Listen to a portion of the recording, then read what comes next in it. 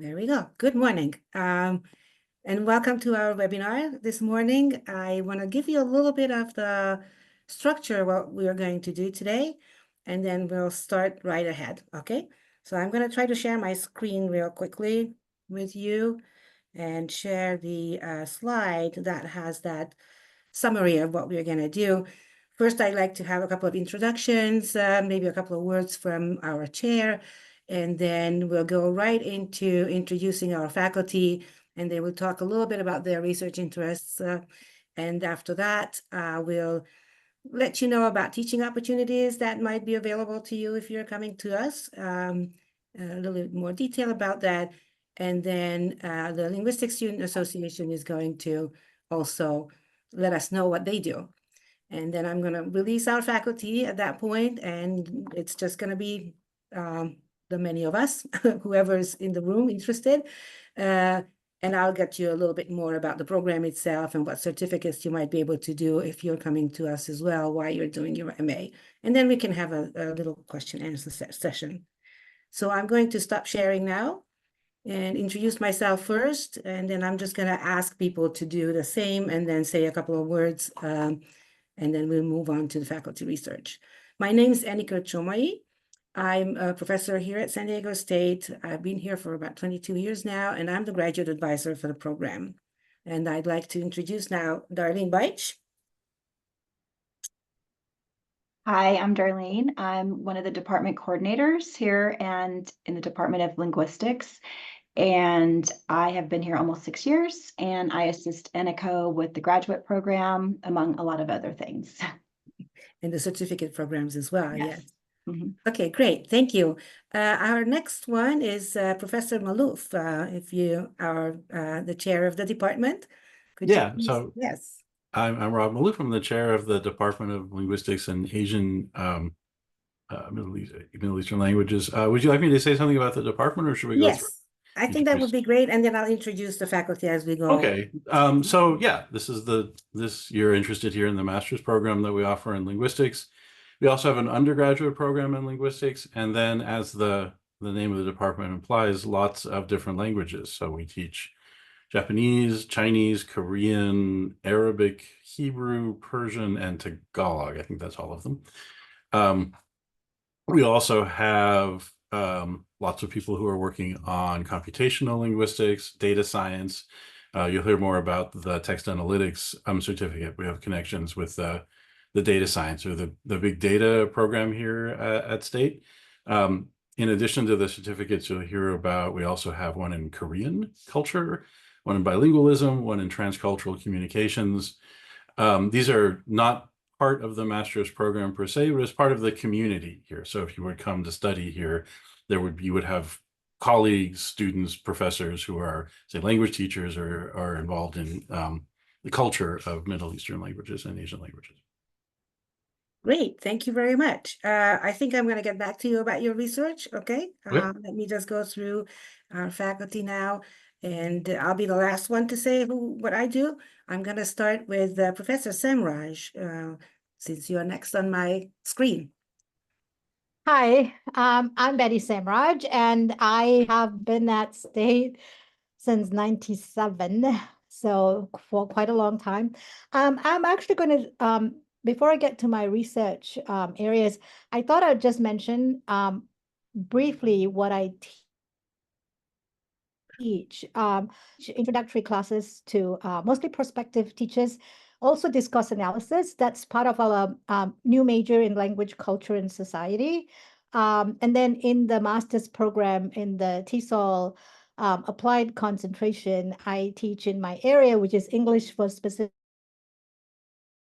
purposes. And I also teach seminars once in a while on genre analysis, and I oversee the internship, the 740. So moving to my areas of research, I work in discourse analysis, primarily genre analysis, which is where you look at groups of texts that have common purposes and are produced in a particular social context for their organization, and also how these genres construct identities and meanings. And most of my work in genre analysis has been in academic writing across different disciplines. And I've also done some work in non-academic writing. And the point of doing all this genre analysis is that there are applications primarily in teaching English for specific purposes, for example, right? And I will mention two areas that I am currently working on. I'm looking in academic writing, I'm looking at writing produced in master's programs across disciplines.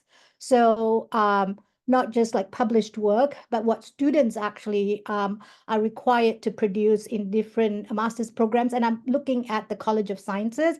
And right now I'm working on writing done in math master's programs, right? So which can be quite different from what's required in social sciences. My other area of research right now, another project I'm working on, is I'm looking at last statements by death row inmates that are made right before execution. And these texts are very powerful texts, and I'm looking at the sorts of identities that are constructed in these texts through genre analysis. And this work is being co-authored with a colleague from our department who's a computational linguist. And it's kind of an extension of work that we did before on other end-of-life statements, suicide notes that we looked at a few years ago. So this work is quite a bit different from the work that I have done in academic writing. And this has also implications, I believe, to society as a whole. So that kind of are my two, actually one big area of research, but two projects I'm working on right now. Wonderful. Thank you very much, Professor Samraj. I'm going to move to Professor Keating. Hi, everyone. My name is Greg Keating. I'm a professor here at SDSU, and my areas of teaching are primarily language acquisition and bilingualism. So at the undergraduate and graduate levels, I teach courses in second language acquisition.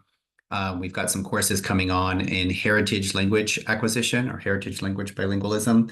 And I often sometimes teach the applied seminar, usually on something on sentence processing.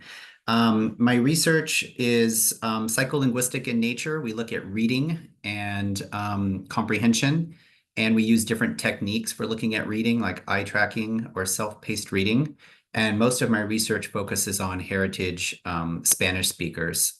Just really quick, in two recent studies, looked at the processing of noun, adjective, gender agreement in Spanish. And one study focused on age of onset of bilingualism. So how early in life did a Spanish heritage speaker get exposure to English? And the earlier they became exposed to English, the longer it took them to show sensitivity to this violation in Spanish.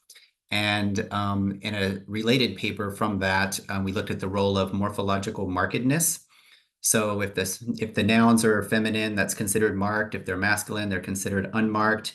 And we found that that also had an effect on the timing of their sensitivity to a grammatical error. So in the case where it was masculine noun, feminine adjective, they detected that sooner in online processing than if it was feminine noun, masculine adjective. So it's that kind of work. So if you're interested in language acquisition and bilingualism, San Diego State will be a great place for you. Thanks very much, Professor Keating. Awesome. Professor Shari would be next. Hi, my name is Nasa Shari. I'm an associate professor in the department, and I teach various courses, both undergrad programs and grad. For instance, I teach a course on the theory and practice of ESL, English as a Second Language. I teach another course in the graduate program, Reading and Writing. I also teach a seminar. The seminar is usually around world Englishes or the sociocultural dimensions of language education. Now, my research broadly is centered around the sociocultural dimensions of language education. For instance, I'm very interested in how language becomes entangled with all sorts of other elements like identities and emotions and narratives, and how context shapes language education. So recently I've started looking into the context of tech use in writing and in language learning. So I have an ongoing project that's been going on for the past 4 years, where I look at the processes involved in language writing, usually by multilingual students. And as I said earlier, I'm particularly interested in how language and other things come together. Like languages, identities, emotions, narratives, in the context in which they're happening. And I'm also the director of the EAP program, which I'll talk about later. And if you're interested in these issues, then I think, well, I can work with you once you start your MA. Thank you, Professor Shari. Wonderful. I'm going to move to Professor Dinkin. Hi there, I'm Aaron Dinkin. I'm an associate professor. I've been at SDSU for 7 years. And my teaching is mostly in sociolinguistics and historical linguistics. That is to say, how language varies in society and changes over time. And my research is in sociolinguistics, primarily, not entirely, in regional accents of American English.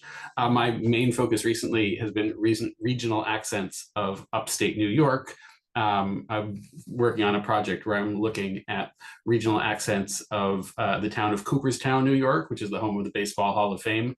And so I'm looking at things like, does the way people feel about tourism in the home of the Baseball Hall of Fame affect how much they have the regional accent? And I found things like older adults who don't like the tourists are more likely to have the local accent, but younger people, it doesn't make any difference how they feel about tourism.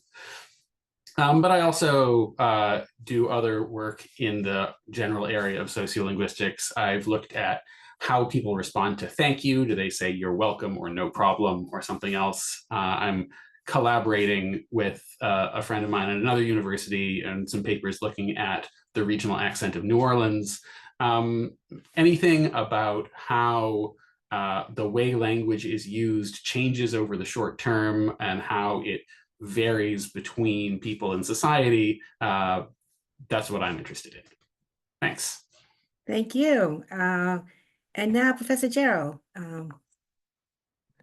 Hi, I'm Kyle Giroux. I just started, as you might be able to tell from the mostly empty bookshelf behind me. I'm still waiting to stock up on books.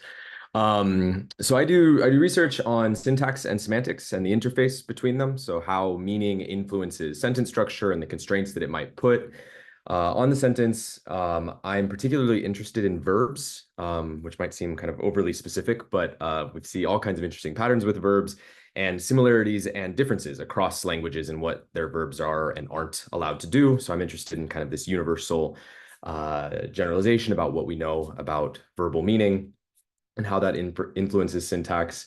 Kind of in parallel with that, I do language documentation, description, and revitalization work. So I work with, right now, working with a community in the eastern part of the Democratic Republic of the Congo. I'm working with community linguists there to protect their language, which is called Kihunde. It's kind of being replaced by other regional languages like French, Swahili, Kinyarwanda. And we're working to kind of document and preserve their language and revitalize it and make sure it's being passed to future generations. So kind of that's the bag of things that I do. Thank you. Great, thank you so much. And now, Professor Malouf, if you could talk about your research area. So my teaching and research is split between computational linguistics, and a lot of that is very practical.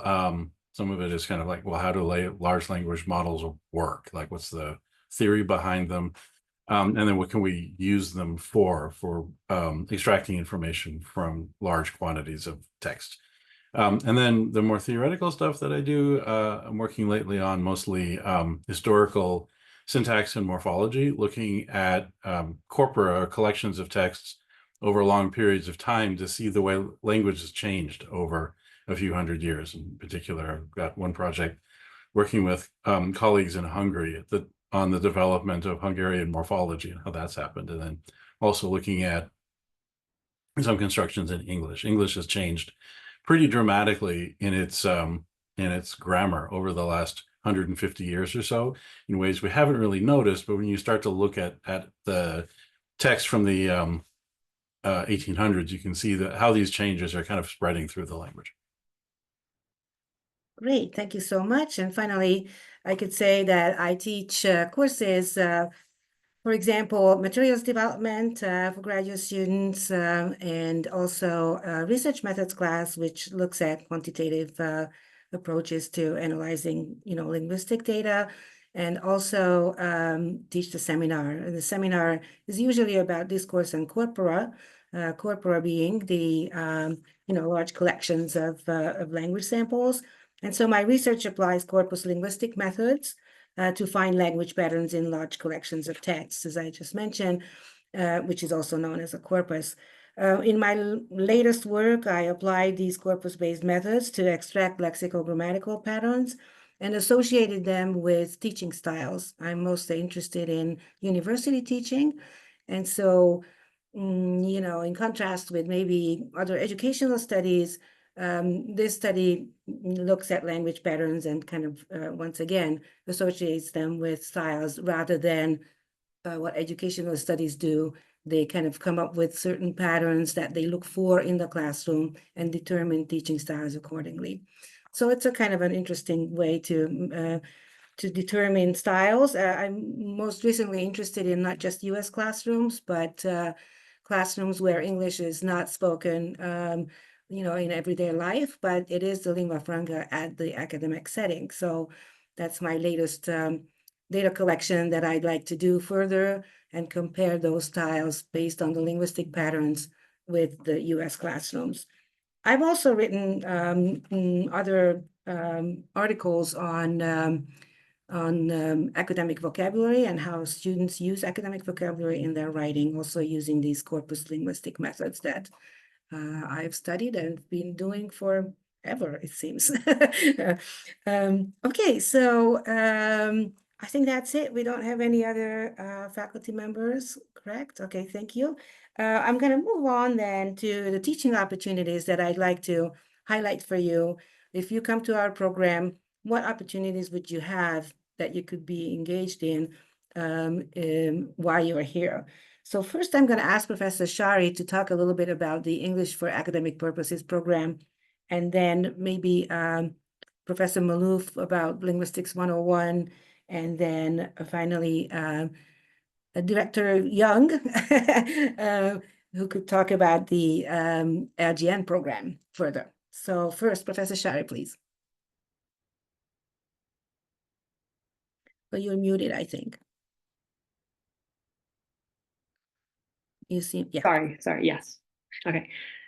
So I'd like to share some information about the English for Academic Purposes program, which might be of interest to those of you who will be MA students.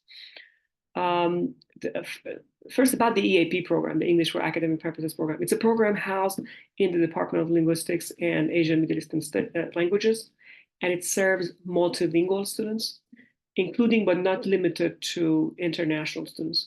We help them navigate the demands of academic English as they adapt their studies in the US. So if you have experience of working with multilingual students in the past, or if you're interested in something you envision doing in the future, these two positions in the EAP program might be of interest to you. And the positions are both paid. The first position, you could start working as a writing mentor. Writing mentors are embedded in our composition courses, and they work closely with the instructor of the course. And in the process, they see how the course is organized, how everything comes together. They also tutor students one-on-one. Usually the mentoring position for our MA students is a pathway to TA positions, where you have the opportunity to become the instructor of record of one of our composition courses. Both these opportunities, both the writing mentoring positions and the TA positions, are professional development opportunities if you're interested in language education, particularly working with multilingual students. I'd also like to add that the second position, the TA positions, come with a partial tuition waiver. If you are interested in working with multilingual students in the context of language education, then these two positions might be something you to apply for. First you need to get in contact with me. You can do that even before you get into the program. But once you're here, you can certainly talk to me about these opportunities. Thank you so much. Yes, it's a pretty robust program. We have really good instructors for that program, and those are mostly you if you come to the program. Okay, Professor Maloof, could you tell us a little bit about Linguistics 101, what that is, and Yeah, just briefly, it's a class it's a lower division linguistics general education class. So for some people, it'll be their first introduction to linguistics, and they're taking it to satisfy some requirement. And the idea of that class is basically to convince everyone what we already know, which is how fun language is and how exciting linguistics is, and to give them some idea of what's going on with it, and maybe attract them to the major or not, send them out into the world with at least a better understanding of how language works. And this is a class that's often taught by TAs, graduate students, usually in the general program, but not necessarily. And yeah, most of the details of it are sort of the same as what Professor Shari just said about the EAP teaching positions, but that would be a possible source of support that would be available for students. Thank you. Yes, and now I'm going to pass it on to Ryan Young, who's the director of the Looking Glass neighborhood. Yep. Hi, I'm Ryan Young.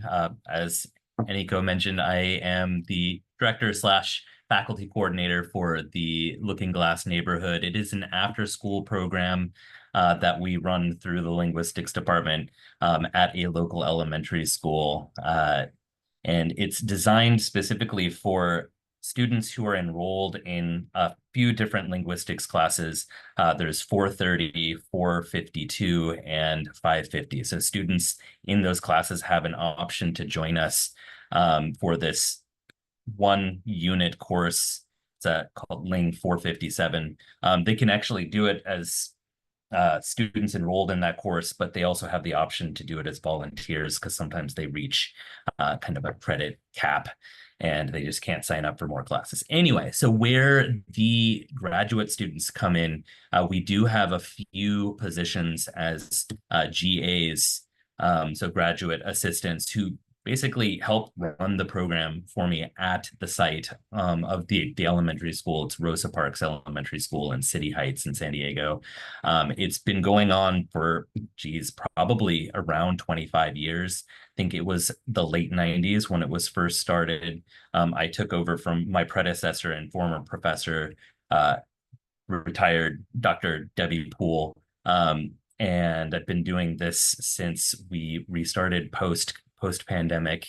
It's an amazing program and a good opportunity for the undergraduates who enroll in the program to get real kind of classroom experience in a fun and interesting way, because they get to go and play with the kids and also make observations of their language use and development, which they funnel into a research paper that they have to write for us. And part of the role of the GAs that we hire is to walk those undergraduates through the research process, taking the observations and putting them into kind of data collections and analyzing that data. And they get to use those papers that they write to replace a final exam or a big project for their other Ling classes that they're enrolled in. So yeah, so we will be having at least a couple of openings for GAs to help us out in the LGN program starting next fall. So yeah. Thank you. Thanks. Yeah, what's particularly interesting about that school, actually, Rosa Parks Elementary, is that this is an after-school program. And the kids who are attending that school are their primary language is not English. It's usually Spanish or Vietnamese or many other different languages that the community actually has, San Diego community. So I think that's why it's a particularly interesting program and important program, so we can look at language development after school through playing. That's great. Thank you so much. This is wonderful. I'm going to ask now Laura Fitzgerald to talk a little bit about the Student Linguistics, the Linguistics Student Association. Hi, everyone. I'm Laura Fitzgerald. I am a second-year master's student here in the general track. I just was working on getting the Linguistics Student Association re-recognized as an official student organization. So that recently went through. The club had gone dormant during COVID, but we've restarted, and I'm excited to plan some events with the other officers. So we're going to have social events. We'll also have talks from invited speakers who are working in the field. And you'll also have opportunities to share your ideas, present your own research, and get feedback from your peers. So if you have any questions about the LSA, I don't know if I can put my email in the chat, or Professor Chomai, if you want to provide it. Please let me know if you have questions about joining the LSA. There will be officer opportunities. And also, I'm available for questions if you want a student perspective on the master's program, especially if you're coming back to school after a break. I actually had Professor Dinkin in undergrad many years ago, and I'm coming back to school. So if you have questions about that, let me know. And also questions about Teaching Ling 101, because I am doing that right now. Thank you. Great, thank you, Laura. And I forgot to mention that Laura is the president of the association right now. So if you wanted to put your email in the chat, that would be great. I think people can then take a note of that. Well, at this point in time, I'm going to thank our faculty members for their time.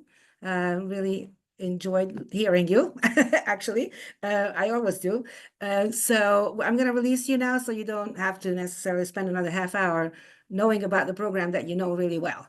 So I'm going to share my slide next and go through the program. So thanks everyone who were participating so far.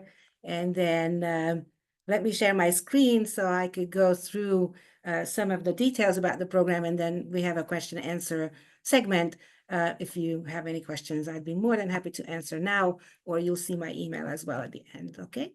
So let me share my screen again.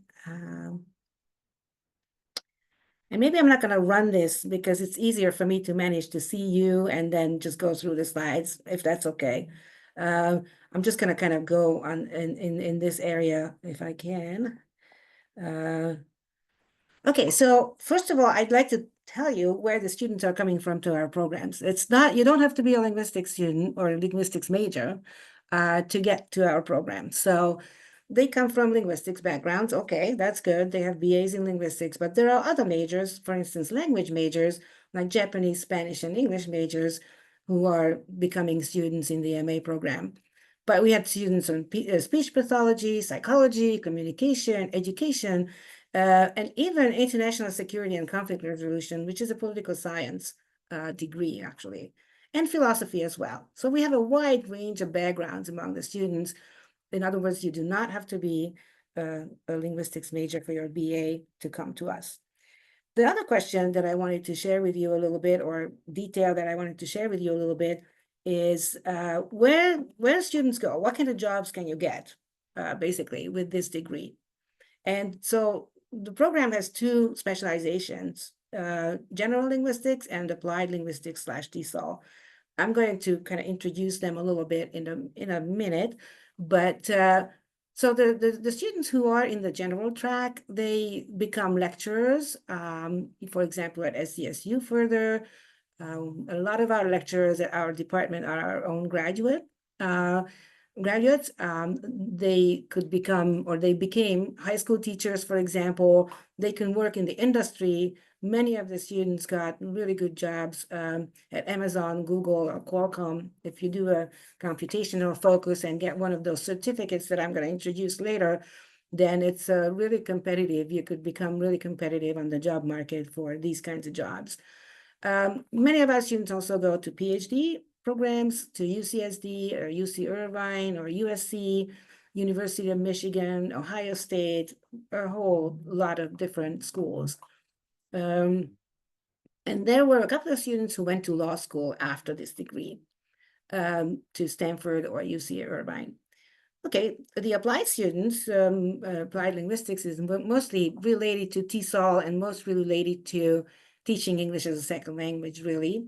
They also had good lecturer instructor jobs at community colleges primarily, but also at SDSU with us here.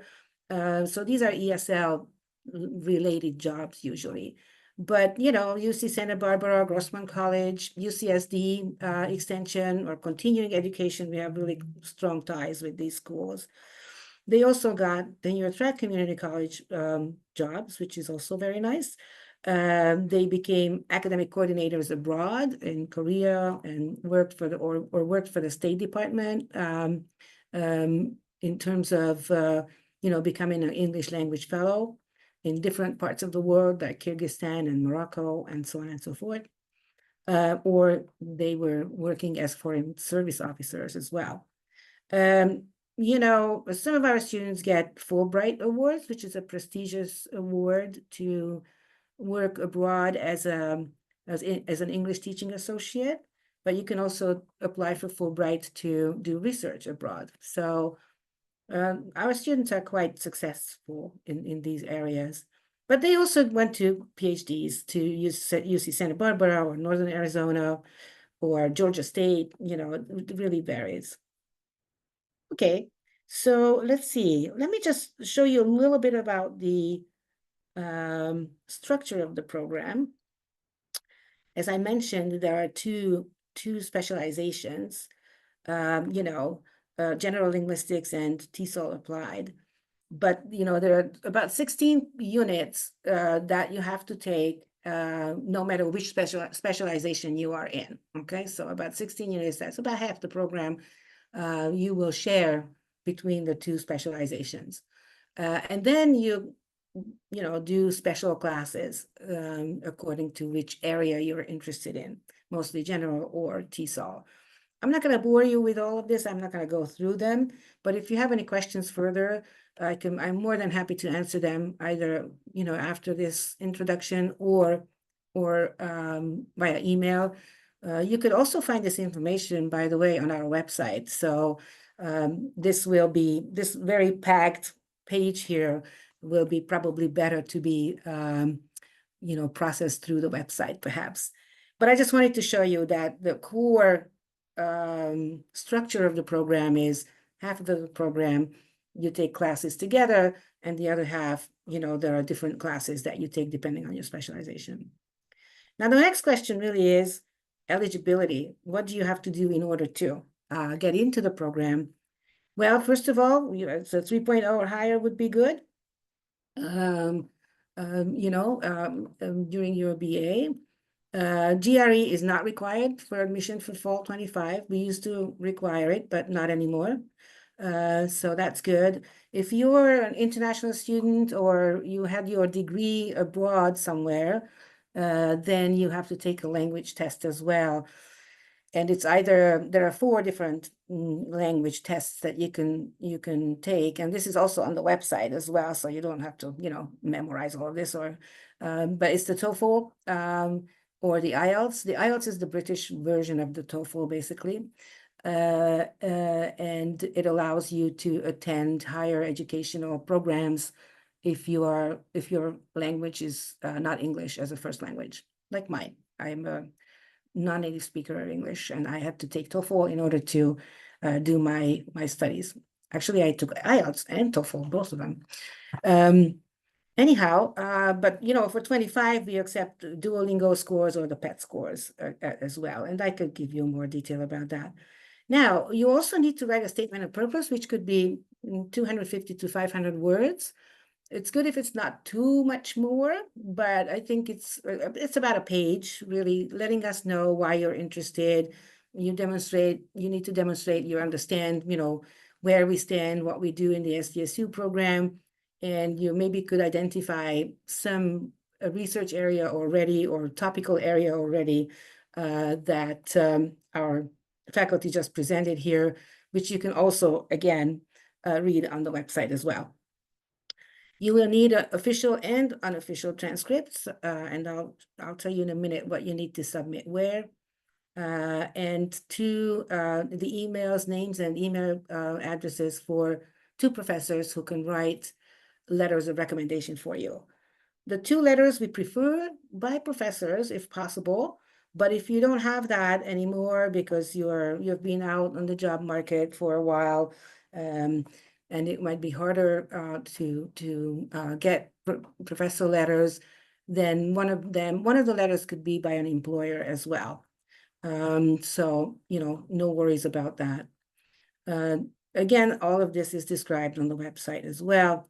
The application, there are 3 steps for the application. Applications open October 1st, and the very first deadline is February 1st. So you have kind of enough time to, work on the statement and get your letters and all of that. The first step is SDSU is part of a larger system of universities. We have 23 campuses in California. And so in order for you to even start putting any documents or submitting any documents, you need to get an authorization from the system. So the very first step, the Cal State Apply, is to get that authorization, which also comes with a $70 application fee. But that's the very first step, and the deadline, a very hard deadline, is February 1st for that. So if you don't do anything else, if you can just do this first step, that allows you to do step 2 and 3. If you don't do the first step, by February 1st, it will not be possible for you to apply that year. So the second step then is to get your official transcripts and submit them to graduate admissions.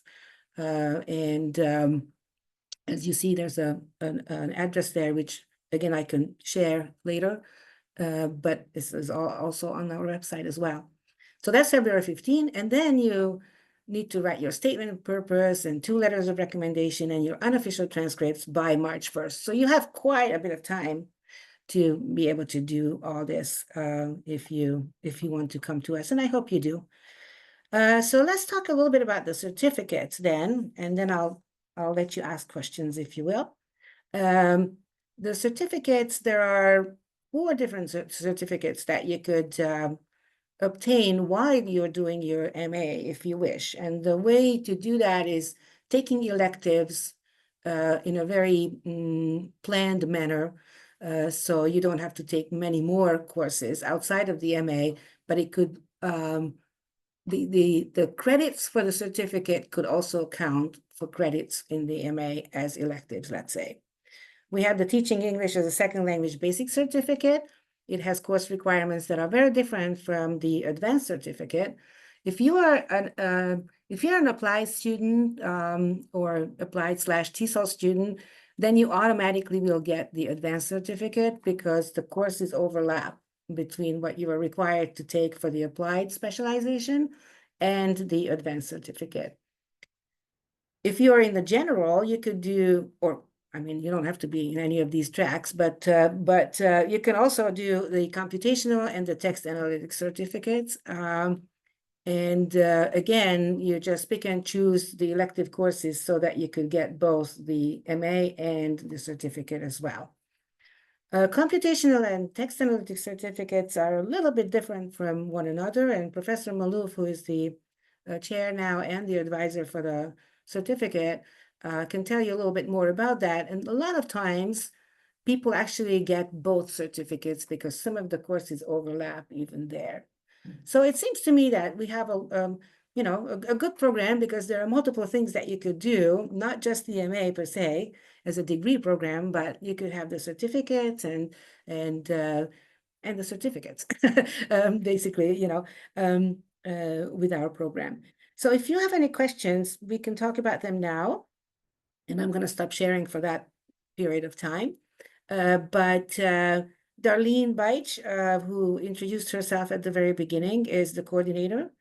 So you could send her an email at any point in time, or myself too. And these are the 2 emails that you might want to jot down. And if not, you find them on the website as well. So I'm going to stop sharing now, and I'm going to stop recording as well, so we could have some question answer period. I'll stop recording.